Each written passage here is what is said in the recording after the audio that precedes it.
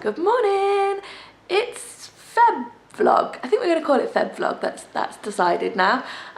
It's Saturday morning on the 1st of February, so we've started the countdown to my 30th birthday, which is at the end of this month, which is why I decided I was going to vlog every month. I'm just on my way to work now. It is ridiculously early in the morning. It's coming up for 5:30. I start work at 6 o'clock. I feel like it's a bit too early for breakfast. I just don't feel like woken up enough yet. So I've managed a glass of water, but I'll have a break at around 10 and hopefully I can last till then. I don't know, I don't feel like eating anything right now, but I know I'll be hungry in a couple of hours, but I don't really see what I can do. I think I'm going to feel like ick if I eat now. I just wanted to check in and welcome you to Febvlog, and I'll speak to you properly later on when it is a more human hour of the day. Making a bit of a Mediterranean themed lunch today. Tomato, garlic and basil bread and some sardines in tomato sauce. It's not one of my recipes, it's actually one of the first recipes I've ever done. It's from a cookbook by Richard Bertinet. It's pretty good. It's the first bread cookbook that I've ever had, and it's been quite a reliable source of information and recipes. So I'll show you the various stages of production. To prepare the tomatoes, I've just halved and quartered the larger ones, put some salt, pepper on them, some sage, a bit of thyme and a little bit of dill. I'm just going to dry them out in the oven. For the garlic, I've just chopped up the individual cloves, put them with some melted butter and a bit of caster sugar, and I'll just whack them in the oven so they can caramelize and sort of fry up a little bit and do their thing. Yeah, after the dough was made, I just spread it out flat, put the toppings on it, folded it over and then cut it into three bits. So I'll bake this in the oven for a while and it should be nice and tasty. I think I rolled it out a little bit thin, but it should be alright. It should still taste nice. What do you call them? Rolls? Yes, loaves? Loaves?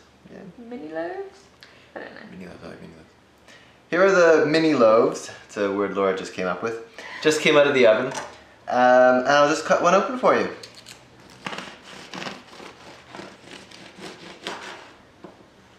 Ooh. Now you can see it's got all that goodness all swirled inside it. It's going to be very tasty. We'll have it with our sardines. We're having pulled pork for tea. So the pulled pork has been cooking this afternoon, and we're having it with cheese and nachos. Morning, it's Sunday morning. I feel like I didn't really check in properly yesterday. After I got back from work, Trevor had made that really nice lunch for us, those little mini loaves with the garlic and tomatoes in them, which were really, really nice. And then we just had like a lazy afternoon after that, so I didn't really get a chance to check in. You might have noticed though that I did cook a giant, well, you will have noticed because I've edited it into this video, that I cooked a giant pork shoulder yesterday, and that's because I've got a new delivery due from the Love Pork people, and they send me a delivery every 2 months because I'm an ambassador for British pork, with lots of joints in to cook. Well, the last order came with lots of joints, and really there's only me and Trevor, so a big joint like that one that I cooked yesterday is a lot for us to go through. So I've got the rest of the pulled pork and I'm going to use that like in the week in a couple of our dinners. But I also have got a really big ham, so I've cooked that this morning, and that's really my only cooking project that I've got today because we're going to Mum's for lunch. And Trevor will be taking that for his sandwiches. But I have actually asked them if with the next delivery of pork that I'm receiving, if I could get some smaller cuts of pork so I won't have so many big joints, because it's not really that practical for us. So this is all I've cooked this morning, and it's the gammon joint. It was 1.8 kilos, which is huge, and I wanted to do it maple glazed, but I actually found that the maple burnt really easily. It was running off, so I basted it a little bit with the maple that had run off, but you can see a lot of it kind of burnt around the edges, which isn't great. But after this is cooled and when I slice it, I think I'm going to take the fat off, and like slice it up, because it'll go into Trevor's little rolls that he has. And then I'm gonna put more maple on it then and just bake it really lightly, so each slice has got a little bit of maple on it. But I don't know what temperature maple burns at, but it seems to be a lot lower than honey, because I've done like a honey and mustard glazed ham before and I've not really had the burning problem, so I don't know, I guess I just have to figure that one out. I cooked that gammon for 2.5 hours this morning. Isn't it always the way when you've actually got an opportunity to have a lie-in that you wake up really early? I could have stayed in bed this morning, but I was up well before 6 o'clock, which is kind of annoying. I tried to read for a little while, but it just wasn't happening. So I decided to get up and cook the gammon. So yeah, I gave it 2.5 hours. It's 1.8 kilos. And I don't know how long it'll last, but I'm trying to do healthy snacks. So I've got some yogurt coated raisins and some chocolate coated raisins in my little dish. I'm just going to add some almonds. We've got loads of almonds at the moment, but I really like these for a snack. And if I leave them here in this jar on the side, they're just so easy for me to just stick my hand in. They're the most convenient thing for me to grab in the kitchen, which means I usually go for them. So that's my little snack that I'm having. So Trevor's out running right now, and I'm just gonna make myself a latte, I think, in our coffee machine, which I'm still loving.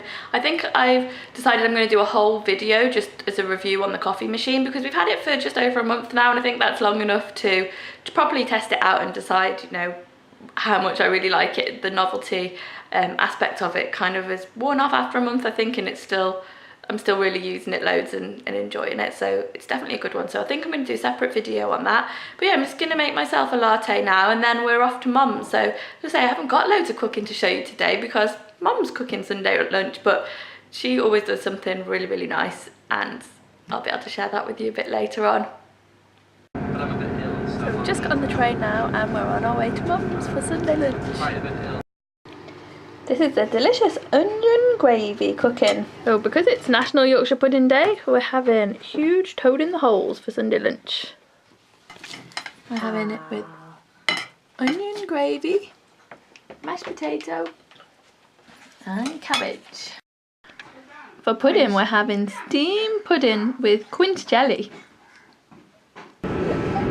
We're on our way home now. The train is super noisy. I've had a huge lunch and I feel really sleepy from eating so much. I think I'll catch up with you at home because I think it's going to be kind of noisy train journey back. So Trevor's just chopping up the big gammon for his sandwiches. His bread rolls are also just waiting to go in the oven. And I'm all slathered up in conditioner. So I'm going to say goodnight here, guys, and I'll see you tomorrow for another Feb vlog.